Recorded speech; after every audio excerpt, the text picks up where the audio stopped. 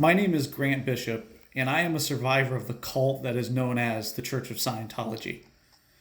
I will continue to call them a cult as they are no more a church or religion than Om Shinrikyo was a church or Jim Jones and the People's Temple was a religion. The cult of Scientology's practices, behaviors, and doctrine are all more cult-like than imaginable. The purpose of this series of videos is to truly expose the inner workings and behaviors of the cult of Scientology from my own personal experiences, beginning at birth and lasting until I defected from the cult in April of 2018. I'm filming this video not to show my full face by design, as I have had to alter my appearance and change my location consistently to ensure my own personal safety from those who are still a part of the cult whom stalk me to this day. That includes my now ex-family members. I began growing pessimistic about the genuine nature of Scientology when I was in my late teenage years.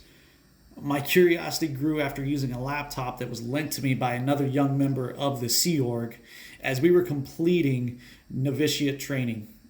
For those that don't know, novitiate training is like boot camp. You have to complete it before you become a member of Sea Org. But the computer that was given to me had unrestricted internet access, and I was able to read publications and articles that were very, very negative, or they had negative things to say about Scientology. Some of the negative things I was reading were even being written or supported by people that I knew personally, or names that I recognized. There were even a couple of stories I came across that were written by people who were still members of Scientology at the time they wrote and published the articles. I brought these questions up to my superiors who they would either chastise me or punish me for not upholding the principles of the cult or of Sea Org. And I was told that I was directly violating Sea Org's motto, "We come back." And I was also violating my billion-year commitment to the cult by questioning its ethics.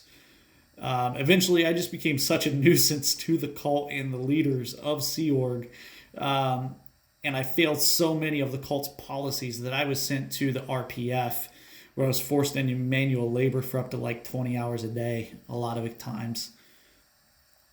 The RPF, it stands for the Rehabilitation Project Force. And they're located within different Sea Org locations. But the idea behind the RPF is that through working to the point of exhaustion, I would come, I guess, to appreciate the life given to me by the church, and I would be more susceptible to upholding the cult's values. But instead of causing me to appreciate what I was being given, it caused me to despise them even more. But you can just kind of see, even by my description of the RPF, work through exhaustion, it sounds a whole lot like what people did in concentration camps as well. It was no different when you were in the RPF. In my estimation, at least, it was no different. Eventually, I asked if I could leave the cult. But when I did that, I was physically beaten with belts. I was beaten with clubs that resembled miniature baseball bats. I was told I did not want to lose my family, my home, the clothes on my back, all that fun stuff.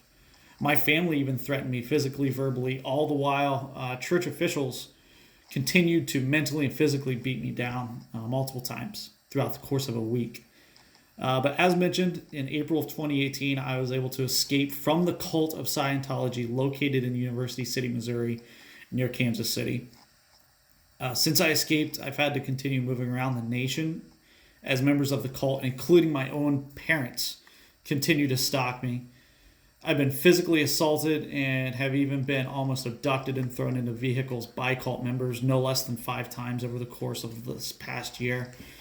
But as I said before, in future videos, I will be exposing this quote-unquote church for what they truly are, a cult. This is my story, and I beg of you to please share it with all you know, love, and care for, so it may serve as a cautionary tale of the corrupt powers behind this evil entity.